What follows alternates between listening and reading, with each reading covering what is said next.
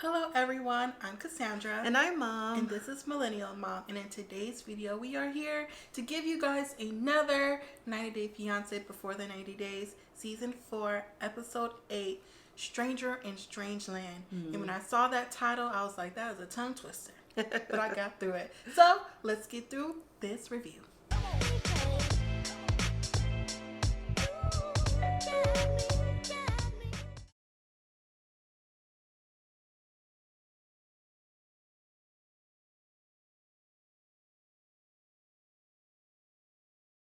So we're actually going to start off with Tom and Darcy. Okay, so I know last review, I said I was proud of Darcy for sticking up for herself.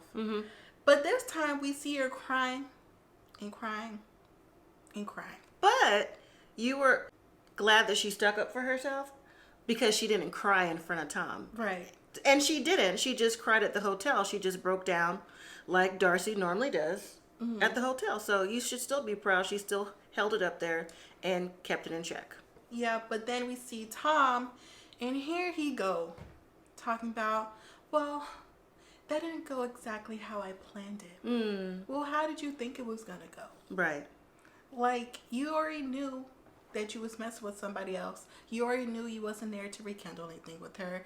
You already knew you didn't want to be with her. There was 1, 2, 3 things he already knew. Right. So what is he trying to convince to us?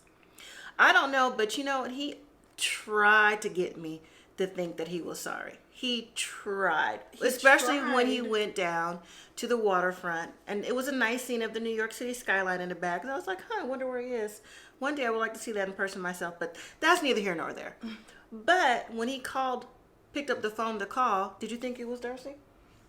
I knew it wasn't going to be Darcy. I didn't either. I thought it was going to be his new girl. Oh, well, he called his sister, and you know, his sister didn't really care for Darcy anyways, because they showed clips of her when Darcy was in the UK, and she was saying how, you know, Tom needs a stronger woman to be by his side and all that, and Darcy was crying then too.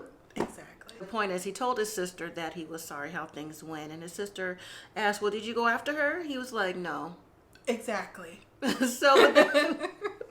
But that didn't mean he didn't feel bad. Maybe, you know, sometimes just in general, if you say something to somebody and didn't necessarily mean for it to come out that way, even though you were still upset, he probably felt that remorse. You know, hindsight is 20/20 thing after the fact. So now we see Darcy back in the hotel room. She's in there just boo-hooing, crying. She's like, I just didn't think he would do this to me. He's Jesse all over again, like Jesse reincarnated. I mean, I wouldn't say he's Jesse reincarnated. I just think it's just a choice of people she's chosen to date, maybe. And what'd you say last week that maybe he was here to be on TV? Something like that? They both were, Jesse and Tom. Well, that's why I don't understand why she was crying. So hopefully she just gets to find that new person that I heard that she was with, and we can see him on here. So next we have Avery and Ash, and we finally see them on their trip that they planned. And well, really he planned it. It was a surprise for Avery. Well, still, they're on their trip. On one part of the trip, they're going on this boat. It's a crocodile cruise. They stopped to get an up close picture of the crocodile. Let me say it. Why'd they stop? We could just keep passing by. What'd you stop for? It's a boat adventure to see crocodiles, so of course. I know, but why'd they stop? Because what if they had like a shady tour guide and we wouldn't have seen? Not on camera. Well, in the confessional, Avery says that she thinks that Ash likes her. They have chemistry going on, but he's not really in tune to all the changes that are going to have to be made with him moving to America and his children or child, the boy, Taj, and his ex-wife. But she's been feeling that way since before she came over. That's the whole reason why she's in Australia. Because remember, he couldn't come over because of a bankruptcy or something. Is that even true? Did you figure that out? I didn't, but you know, again, different places, countries have different rules as to travel restrictions. So it could be true. While they're on this cruise, I mean, they seem to be having a good time. And, you know, Ash seems to know the right thing to say. Personally, he has never gotten me to the point where I believe everything he had to say. Because nobody has the right words to say every time you see them or talk to them. Like that, to me, is a red flag. Like they have the right thing to say every time. I didn't think about that. After all that, they go off the boat, and then we see them in the evening time. And again, Avery's saying, well, I really don't want to bring up bad conversations every time, but I just really want to know, have you talked to your ex-wife? Because I know there might be some things going on. And Ash tells her, well, I'm working on it. Mm-hmm. Well, working on it to me means like, not really. He may have mentioned that he may take his son to America, but I don't think he told her about Avery, Ash, and him moving there permanently. That's what I'm getting from that conversation. So next we have David and Lana. And what do we see? We see David on his way to Lana's hometown. Mm-hmm. An 8-hour trip, which I was like, wow, 8 hours? He didn't think about driving? Not driving. He didn't think about flying? Maybe you can. Oh, that's true. Or maybe you can. I don't know. But what we do know is what his ex-girlfriend tell him before he even went. Anya tried to tell him, listen, you might not want to take that trip. You don't know where you're going. You really don't know who you're seeing. And the roads are bad. There's lots of potholes. And just to be careful. You could lose a tire. That's what she said. And you lose your car. And I was like, lose your car? Yeah, because I'm like, well, you're going to hit the tire first and then your car. But anyways. And what do we see, David? We see him fixing his tire. On the side of the road. I laughed so hard. That was funny. Because I'm like, she tried to tell you. And he was like, I can't believe this. The roads are worse than what I thought. Mm-hmm. How can they be worse than what you thought? The someone who lives there already told you what it was going to be. Right. And she also said it was a war zone. That would have deterred me right there. It would have deterred me too. I wouldn't first been there. So the next morning we see David in the hotel. He clearly made it, but he said it took him an additional 3.5 hours. So that was like a 12-hour trip. Yeah, that must have been exhausting. Very. But he didn't seem tired. He seemed eager to get out on those streets. Those mean streets of Russia in the small city and find Lana. Right. So we see him out and he's looking around, and one of the things he remembers is that Lana says that she really loves to go to this candy store. Mm-hmm. So he goes into this candy store. He speaks a little bit of their language and brings out the translation app to talk to the lady in the store, shows her the picture. Lady doesn't know who that woman is. And then he was like, well, maybe she was a new worker. I was like, you know what? He always finds an excuse. Him and Yolanda find an excuse as to why these people can't be who they are. Mm-hmm. Or should be who they are. Whichever one. But the point is, David, she's not there. Right, but he has a little bit of glimmer of hope when he goes back to the hotel room, sees that she's online, and I don't know, maybe this is an age thing. How come he just didn't do that on his phone to see if she was online? That would have been way easier. That's just... Why are you looking at me side-eyed? Because that's something that you would do. Maybe. Well, when he sees in his hotel room that he has a letter from her that says that she still wants to meet up with him, get some pictures for the visa. Mm-hmm. He's just so elated. He's like, oh. Because that's how he really did it. Yeah. He was like, well, this is a second chance. Everything is forgiven. We can move forward from here. Right. And I know you're not going to like this. What? But in my head, I'm like, he has to be the best trick ever. Goodness. He's just going with the flow. 7 years, $100,000. He's the best something ever. So whoever Lana is or who she isn't, someone's getting paid. So now we have Stephanie and Erica. They're getting ready to go to Erica's hometown. But we see Stephanie packing, and she's saying how things are getting awkward with her and Erica. They had a bad date the night before, and she just doesn't want to continue on things being awkward before she meets her friends and family. So now we jump and see Erica. She's outside. She's outside on the phone talking to her friend, telling her about the date they had last night. And she says that, Stephanie's being jealous and she just doesn't understand who she is because before she got here, they were so lovey-dovey. And her friends was like, well, it's just... new right now. Maybe you guys will work it out. Still come home and, we're still willing to meet her. So she's like, okay. So then Erica goes back upstairs. Stephanie's still packing. Now she's repacking. I'm like, girl, what do you need to repack? Just get your stuff in a suitcase and let's go. She comes in and Stephanie's like, oh, hey, what were you doing? And Erica's like, well, I was just talking to my friend downstairs about what happened last night. Stephanie goes, I would really appreciate it if you didn't tell your friends about what we do. And Erica's like, well, don't make me uncomfortable. I feel like I could talk to my friends about anything. She's like, well, no, it's between me and you. Stephanie is being really out there. Just sarcasm, just like, pretty much, if you don't know who I say, this is not going to work. And I'm thinking about going home. Now they're in the car. They're headed to Erica's hometown. And they're driving. And there's a little awkward silence at first. Stephanie's like, oh, hey, look, there's horses. Or, hey, look, there's farming, or whatever she said. And Erica's just driving. And then Erica says, is there something you want to talk about from last night? Stephanie's like, well, no. I really don't think we should be doing this, talking about our night during a 4-hour car ride. And Erica's like, okay, like, when are we supposed to talk about this? We have all the time in the world to talk about it. Pretty much, let's talk about it before we get to my hometown to meet my friends and family. So it's not like a big deal. Yeah, I thought that was weird because then when we see her with her friend, now she's all talking about the conversations that they have and then the adventures that they have. And I'm like, Stephanie, didn't you just tell Erica to not talk about what y'all be doing with your friend, with her friend? Right. But you're doing it to her friend that you don't even know? Right, because they had met up with her friend to get a drink. And she was actually put off. Remember, at first, she didn't want to meet Erica's friend for a drink. She's like, well, we're just not getting here. And I just want to spend time with just you. Okay. But you just wanted to be silent in the car.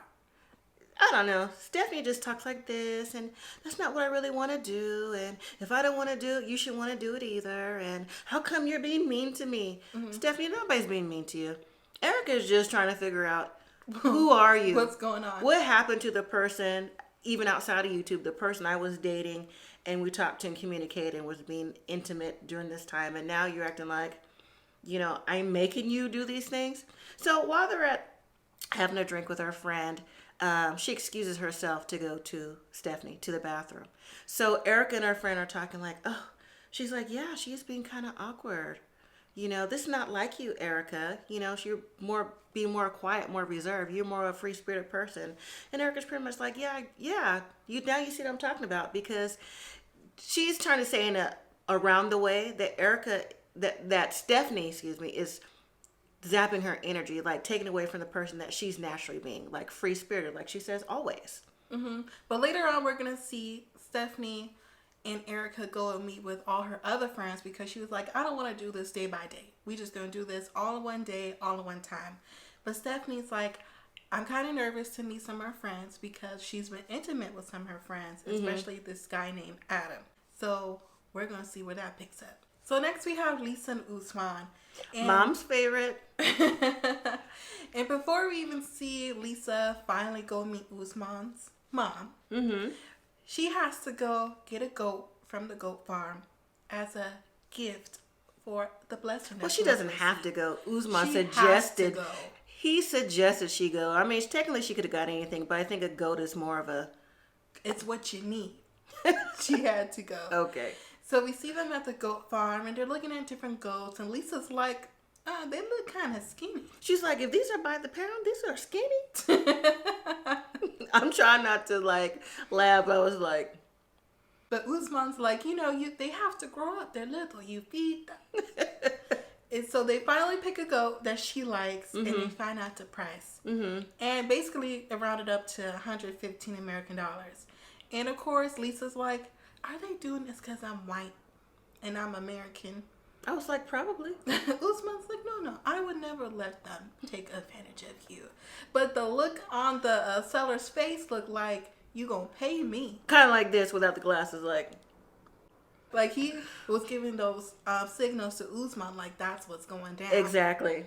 So they pay the man. Well, he pays the man out of her wallet, purse, right? Because she was like, well, I don't know the currency. So who knows how much he really gave? Exactly. I was like, how do you not know how much he's given? But okay, Lisa. We see them ride back. And the funny thing is, Mom noticed that first they were in a Range Rover. And then after they were in a regular car. And I was like, do you really think they're going to put a goat in a Range Rover? Well, what they go there in the Range Rover for in the first place? They could have just came in the same car they picked up the goat with and rolled back. While they're getting ready to go meet Usman's mom, Usman already has his clothes on for the day, which I was surprised he didn't change. But Lisa had to change. Usman bought her the outfit. It was actually a cute blue, different color shades of blue, and blue is actually my favorite color. And then it was interesting that he did her head wrap. I thought that was nice, and he did a really good job. Well, he should have, because I thought last episode that she put it on herself, I was giving her kudos. So I take those kudos back. She still looked nice for what she was wearing. So on the way... What she usually wears. Yeah, from what her normal attire is. So once they get to Usman's mom's house, they get out and she presents the goat and everything. And they meet first Usman, one of his sisters. There's about 4 or 5 family members there. 2 sisters, a sister-in-law, his mom, and then his brother comes after the fact. But the sister asks Lisa, pretty much, why are you here? Well, first they're all looking at her like, why is she here? Right. The mom's not talking to her. Mom's just looking up and down at her like, this is a no. The sister looking up and down at her like, this is a no. Right. Dad's not saying nothing. No, the brother, not the dad. The dad was there too. Oh, he was? Yeah. So while they were talking, they were trying to get to know Lisa. Through Usman, because he's translating. And one of the things that she told him that she did in America was that she works in a hospice care. Why did Usman tell him that she was a doctor? So it could sound good. No. I don't even think they believed that. Well, I don't think so either. So one of the real problems was that, she looks 50. Well, no, that's not the problem. That's what they said. She looks 50. She's white. And she's from America, wants to take her abroad. But what they said was, how's he going to get along in America when white people don't treat black people well there? I thought that was interesting. It was interesting to think that they still think that way. Right. Even though, it's true to some regards. Basically, their answer was not a no. It was a capital no. Right. I was like, what's a capital no? I thought a no was a no. And they showed their disapproval by getting up and walking. So Usman recognized that. He was like, well, I guess we should just leave then. Yeah. I would have took the goat. No, you can't take the goat. No give backs? No. I mean, what were you going to do? Try to get your money back? The goat is gone. So you might as well leave it there because you can't bring it back to Pennsylvania or wherever you're from. Lisa recognized that, things were amiss too. And Usman went on to tell her, like, they got up to leave, like you said, and it's a no. And she was like, well, what are we going to do? She was like, you should have prepared better for this. You had 2 years to prepare. But it's not about him preparing. It's about you. So we have Ed and Rosemary. Now it's after dinner. Ed and Rose get ready for bed. And so while they're getting ready for bed, Rosemary's dad comes and is like, hey, I'm going to sleep here too. And Ed is like, what? She's like, no, my dad says he's going to sleep here. He's like, oh, okay. He's like, I've never had my girlfriend's dad sleep in the same room I was in. The thing is, he wasn't sleeping in the same room. He was going to sleep next door because he wanted to keep Rose's honor. But in my mind, I was thinking, well, didn't you know she had to pick him up in Manila? So she technically stayed with him before. So maybe her dad didn't know that part. So now while they're getting ready for bed, Rose takes out her bed. Ed is like, what is going on? Because she takes out a mattress and she rolls it out. I don't know what kind of mattress it is, but she just rolls it out on the floor. And he's like, put some sheets down. Yeah, but before she put sheets down, he said this, and it made me laugh. It shouldn't have made me laugh, but it did. He was like, I sent sheets here because of my skin condition. There are 1,000 count sheets, and they're nowhere to be found. While she's making the bed up with Hello Kitty sheets. That made me laugh. I'm like, well, you sleep on Hello Kitty today. You said it got lost in transaction or something like that, like it never came. I was like, oh no, it came. Right, and it came. It probably was sold to help out the family. So anyways, it's a rainy night, and Ed doesn't realize or doesn't seem to think that the Philippines is an island, and it tends to rain more on coastal areas and islands just by the fact of where they are. Well, anyways, it's raining, and whatever roof they have, looked like it was a tin roof or whatever, is coming through the roof, and Rosemary has a bucket to catch the water, and he's looking, he's like, is that safe? She's like, oh yeah, it's safe, it's okay. He's like, are you sure? I mean, she lives there, she's sure, she knows where to put the bed at, right? And then he looks at the rain going by because electricity is just out and open. He's like, are you sure? He goes, I'm kind of scared. And I felt him on that one. Because you know what happens with water and wires? Poof. you get electrocuted. So I understood that concern right there. And she was like, oh, he's just a big baby. So then Rose is like, okay, I'm going to go change. So she goes change for bed and comes back. Did we ever see Ed change? No, he stayed in the same clothes. You know, he did that in the hotel too. He's had the same clothes on. So they go to sleep, and then you see the next morning. Next morning you wake up, they wake up, and he is like drenched. The little fan didn't work that was in the room. Mm-hmm. He was like, this is the first time I have been uncomfortable. I'm hot. There's no air conditioner. Mm-hmm. And now he got to wake up Rose. Why does he wake up Rose every episode? I was just about to say that. That makes me mad. Let that girl sleep. Like, dang, how about you just sit there and reflect on your life and your life decisions, since you're thinking, like, what did I get myself into? Mm-hmm. Like, you didn't already know? Right. Leave that girl alone. Right. I mean, even if, like we said before, you know, there's places everywhere that aren't necessarily the best or the best conditions. You knew Rose didn't have much when you started talking to her. Right. So what did you expect? Next we see Rosemarie's dad come and say, hey, I want to take a shower with you. Ed is like, with me? He's like, yeah. Rose is like, it's natural. It's normal for families to shower to get bathed together. So Ed goes, okay, and then takes off his shirt. No comment. And then he gets a bucket. He's like, what do I do? What do I do? So Rose pours the water over him. He's like, oh. He should feel good. Weren't you just hot and humid? Look, the cold water should be cooling you down. Right. And then he turns around and she hoses him off, right? And then once he dries off with his own shirt, which I thought was gross, he was like, what is that, Rose? What is that?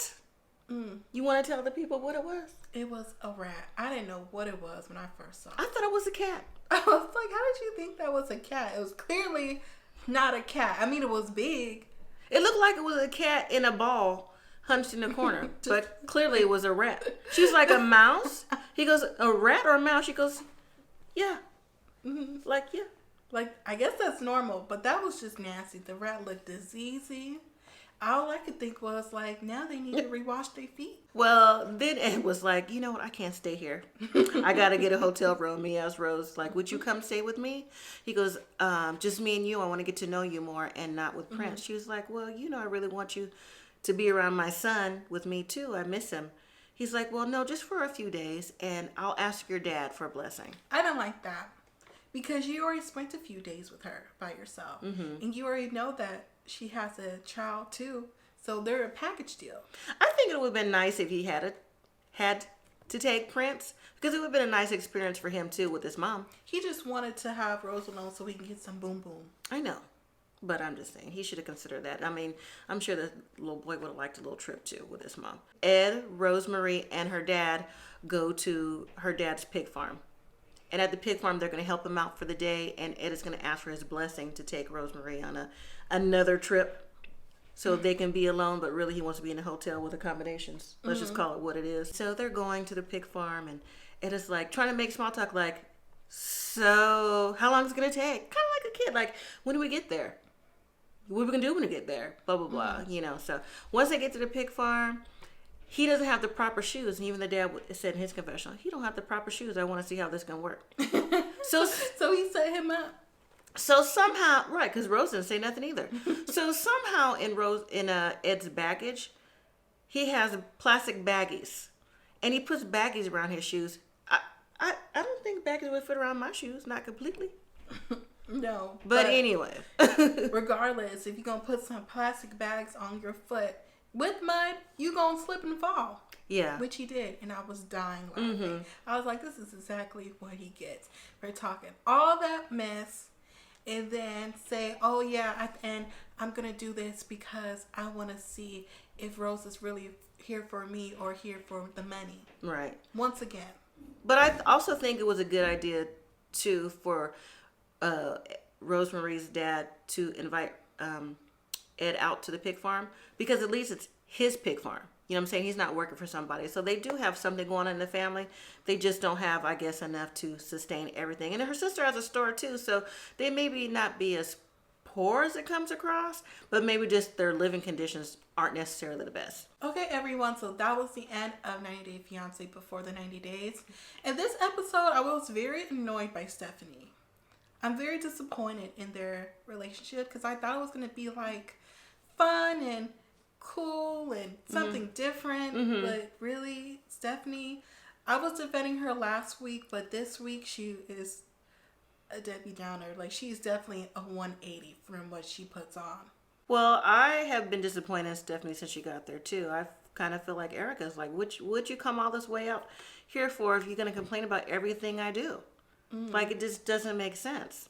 I wasn't necessarily disappointed in Usman and Lisa because she actually tried to do the cultural thing. She went along with it, so I get that. I am disappointed in Ed because he now every week is like, oh, I didn't know this, I didn't know that, I didn't know this.